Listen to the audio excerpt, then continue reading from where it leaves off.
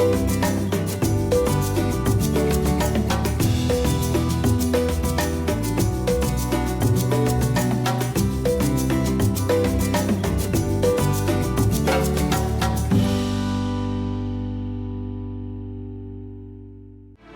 Honorable Ahmed Hussen is the Minister of Families, Children, and Social Development. He has also served as Minister of Immigration, Citizenship, and Refugees. He represents the riding of York South Weston. After earning a law degree from the University of Ottawa, he practiced law in the areas of criminal defense, immigration and refugee law, and human rights.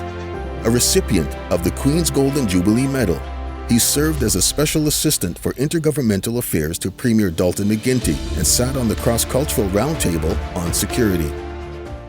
On today's program, we're going to be speaking with the Minister of Families, Children, and Social Development. I'm talking about Honorable Ahmed D. Hussen. Hello, welcome to Planet Africa. Thank you so much for having me. It's a pleasure to be here with you today. Yeah, thank you. And I'd like to ask, how are you and your family doing? How are the three boys handling the COVID? It hasn't been easy, but they're coping. They've adapted to learning virtually. One of them, the oldest one, has gone back to school, but the other two are learning virtually at home. So we've had to adjust, but it was tough, and it's still tough at times because they miss their friends, they miss being outside, they miss going to their cousins and their other friends in other parts of the city, and we've stopped all of that. So, but I tell them, we have to do this to protect our community members. We have to protect our family members. We have to protect our neighbors by staying apart and by staying at home as much as possible. So they understand, and they've actually been adapting in some ways better than us adults. So. Yeah, I find for them, as long as they have their gadgets to play with, and that's right. they're cool. Yeah, exactly. Yeah, I'm glad that you're here because today we're going to be speaking about the new budget and what this means for families, Canadian families, and also families in our community. Now, can you speak a little bit about the investment in childcare and how this will not only enable parents to return to work, but stimulate the economy? Because I know as a parent, this means a lot to me. Absolutely. And many other parents, especially those who would like to go back to work. So let's start with that. Oh, thank you so much once again. Look, the economic case as well as the social case for affordable and high quality childcare has been made so many times, and many studies have shown that investing in affordable and high quality childcare not only enables those children to have a better start in life, but it also enables parents, especially women, to return to work and have the ability to make employment income, to grow our economy, to increase our gross domestic product, to increase our productivity and our labor market, labor force participation. So we have promised to move ahead. In September's speech from the throne, the government said that we will create a national system of early learning and childcare that will be affordable, as well as high quality childcare, that will deliver high quality childcare. And the fall economic statement has put in place the foundations of that. Now, to build a national system of early learning and childcare, one of the things that we have to do is increase the number of affordable childcare spaces, because the demand is very high, as you know. Many parents, especially women, are staying at home now because they just can't afford the high fees for childcare, especially for those who have more than one kid. And even with one child, it's difficult. And so you need way more spaces than we have now, affordable, regulated spaces. But to do that, you need an increase in the number of early childhood educators for those extra spaces. But before we even get there, the existing spaces already face a lack of enough childcare workers, early childhood education workers. And so in the fall economic statement, our government will be investing $420 million to retain these existing early childhood educators, to hire more, to train more early childhood educators, and to pay them more, and to offer things like bursaries and tuition reductions and so on, depending on the region in Canada and the negotiations with provinces and territories. But we will do this together with provinces and territories to ensure that we increase the number of those early childhood educators, because without them, you can't increase the numbers, you can't increase the quality. Second, in the fall economic statement, you've heard the government say that we will establish an early learning and childcare federal secretariat to conduct research and data analysis on innovation in the early learning and childcare sector, sharing of best practices in our great country, and to demonstrate federal leadership in this file. On the other pieces, with respect to families, we are increasing the Canada Child Benefit for children under the age of 6 who are already receiving the Canada Child Benefit.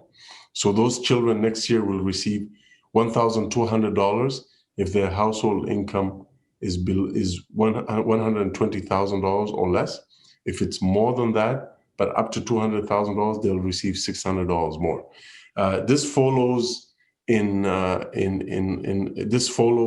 our most recent permanent increase in the Canada Child Benefit on July 20th, where we increased the Canada Child Benefit once again to reflect the increase in the cost of living. On May 20th of this year, we had a one-time payment of up to $300 for each child receiving the Canada Child Benefit, but that was more to help people with extra expenses incurred as a result of the pandemic. The July increase is permanent, and then now we will be providing a little bit more top-up for children who are receiving the Canada Child Benefit under the age of 6. The other thing that I would like to speak to you about is affordable housing. Okay. And, the fact that, housing is become expensive, especially in urban areas like the Greater Toronto area, where you have a lot of immigrants who are new and low-income people. This makes it difficult for people, and sometimes they move to the suburbs. When they move to the suburbs, then getting employment is difficult because of the long commute. So what is in the budget regarding housing to alleviate this housing deficit? We have a strategy called the National Housing Strategy, which our government brought into place in 2017. For a long time before we came into office, the federal government was absent from the affordable housing landscape.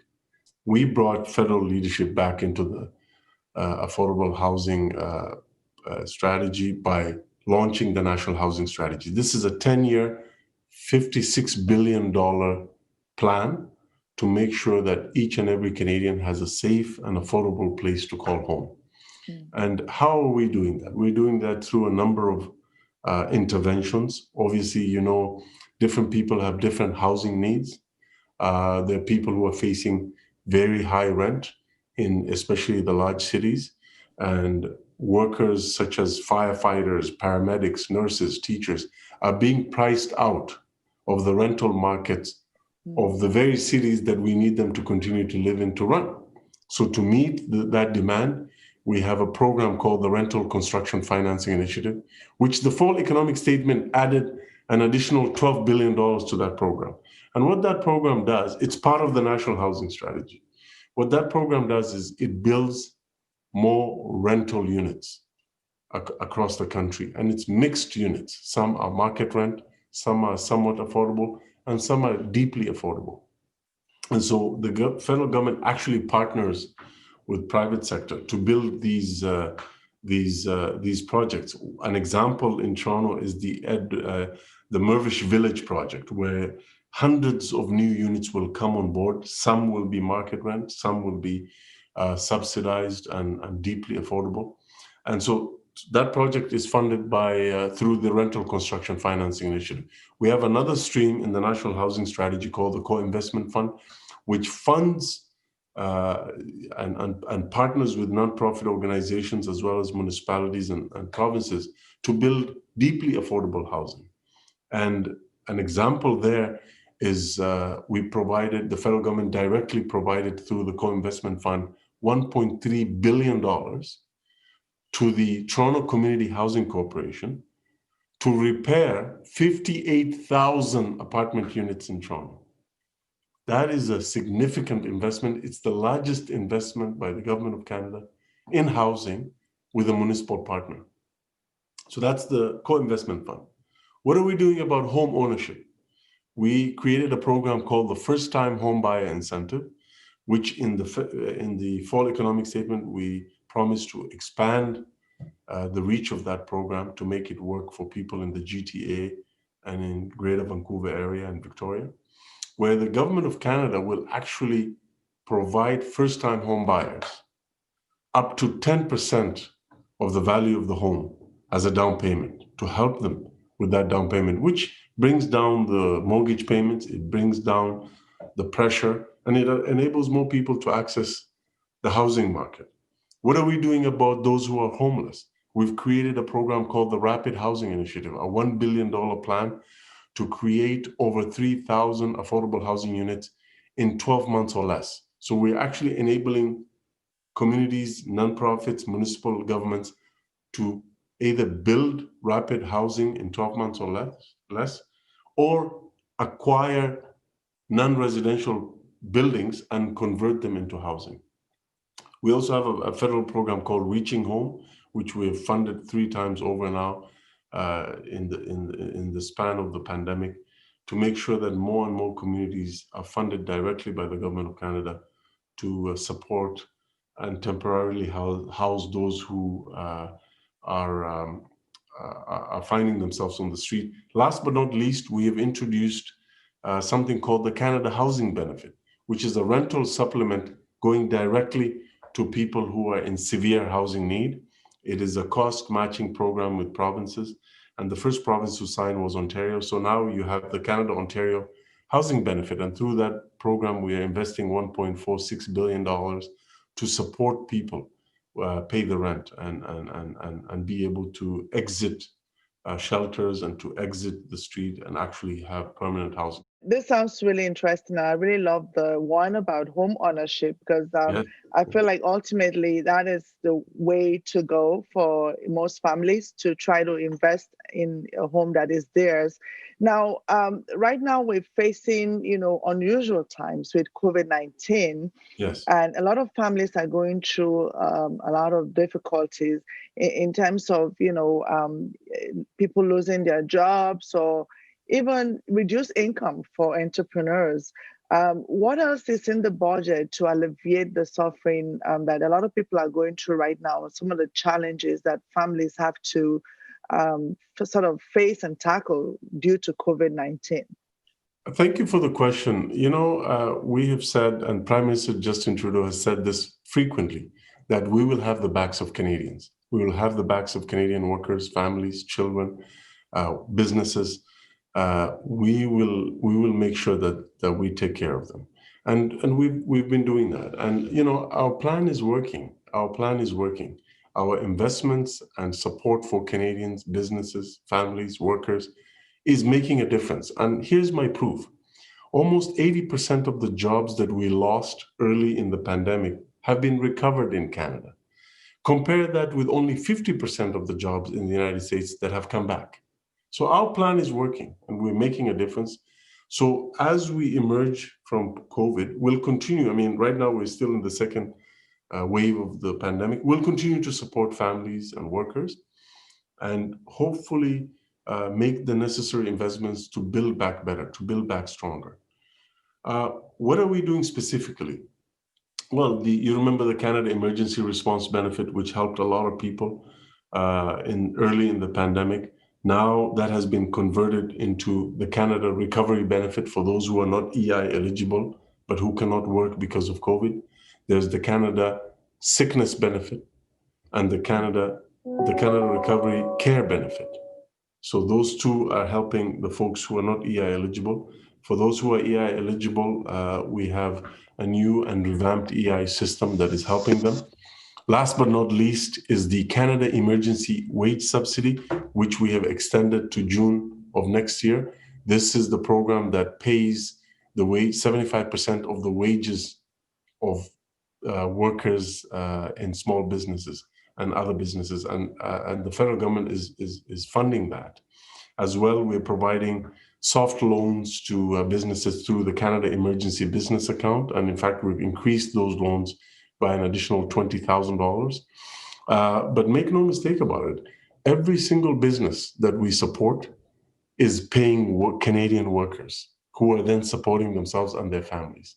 So those are the investments that are making a difference. The investments, the additional supports that we're providing seniors, children, families, and Canadian businesses and nonprofits are making a difference. And we'll continue to do that as we prepare for life after COVID. We're not going to be with COVID forever.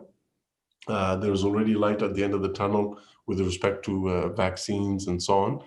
And as we emerge, we will be putting together a very strong stimulus plan to bring back our economy even stronger. Although so far our program is working, and you can see, as I said, almost 80% of the jobs have come back.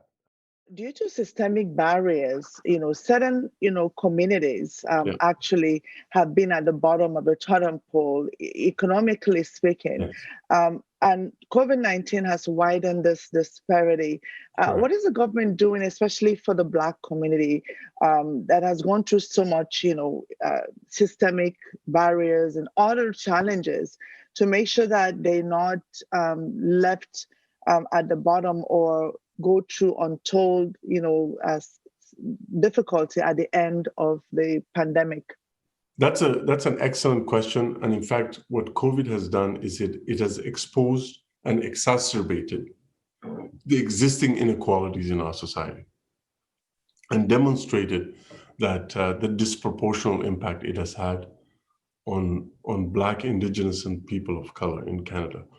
So what are we doing to address that? On the issue of Black Canadians, we established a fund prior to COVID, which has become even more needed during the COVID-19 pandemic, which is the Supporting Black Canadians Initiative. It's a $25 million fund that I'm responsible for to support capacity building, capital projects, and renovation and retrofits within Black Canadian community organizations. This is something that has never been done before. And so I'm very proud that our government was able to do that and meet the need of the community. Second, as you saw a number of months ago, about 2 months ago, Prime Minister Justin Trudeau made a really important announcement, a historic announcement, and announced that our government, the government of Canada, will invest and make available over $221 million in a Black Canadian Entrepreneurship Fund. This is a fund that is meant to support Black business people as well as entrepreneurs of all kinds, and because we acknowledge the difficulties that they have in terms of accessing capital in the capital market and in the banks. So $221 million. This is the first ever of its kind. No other government has done this in Canada, and in fact, we know that this even drew global attention because it attracted global attention because some of our partners said, "This is incredible. How did you Canadians manage to do this? We should have thought about this before you." So that's another thing that we're doing. The Emergency Community Support Fund, the $350 million fund, we made sure that it captured racialized and vulnerable populations, including Black Canadians. And in the fall economic statement, there was language that indicated that the government of Canada will be spending and investing resources to dismantle barriers faced by Black, Indigenous, and people of color in Canada, in the justice system, in the law enforcement system, and in other institutions in Canada, as well as increasing the inclusion and the diversity within our federal civil service. So those are very, very important goals that the fall economic statement clearly indicated that our government has done a lot, but we need to do more. And the Fall Economic Statement stated our intention to continue that ambitious track of continuing to listen to the community and delivering for Black Canadians. Now, what have you to say to anyone watching right now?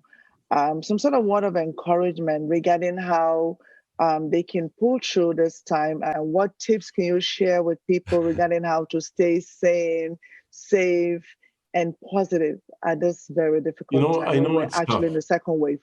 I know it's tough. COVID is tough. COVID has had a very difficult impact, a very challenging impact, a very tough impact on our children, on our parents, on our families, on our societies, on our communities.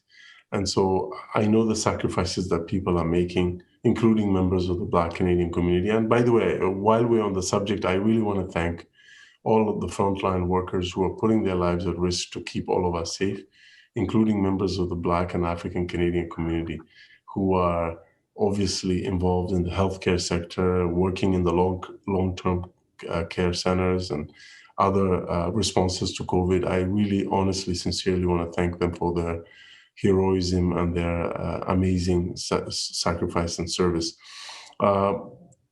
We are seeing light at the end of the tunnel now. You're seeing a number of promising vaccine candidates. We hope that sooner rather than later, one, if not more of them, will become viable vaccines so that we can vaccinate as many Canadians as possible. We're getting to the end of COVID soon, and we just have to be a little bit, sacrifice a little bit longer. I know it's tough, but thank you so much for giving me this opportunity to talk to you and to, of course, through you to your viewers. It's been really great having you. Thank you so much for stopping by, for taking time to talk to us, especially about the budget, because it's good for us to know what's in it for us, for families, for Canadians, Absolutely. And the thought the government put into it to make sure that everyone is covered and everyone is taken care of. And I wish you continued success and all the best. Thank you so much, and thank you to you and your team for giving me this opportunity to talk to you and to your viewers, and happy to connect at a future date. Thank you so much. Merci beaucoup. Yeah, thank you, and stay safe. You too.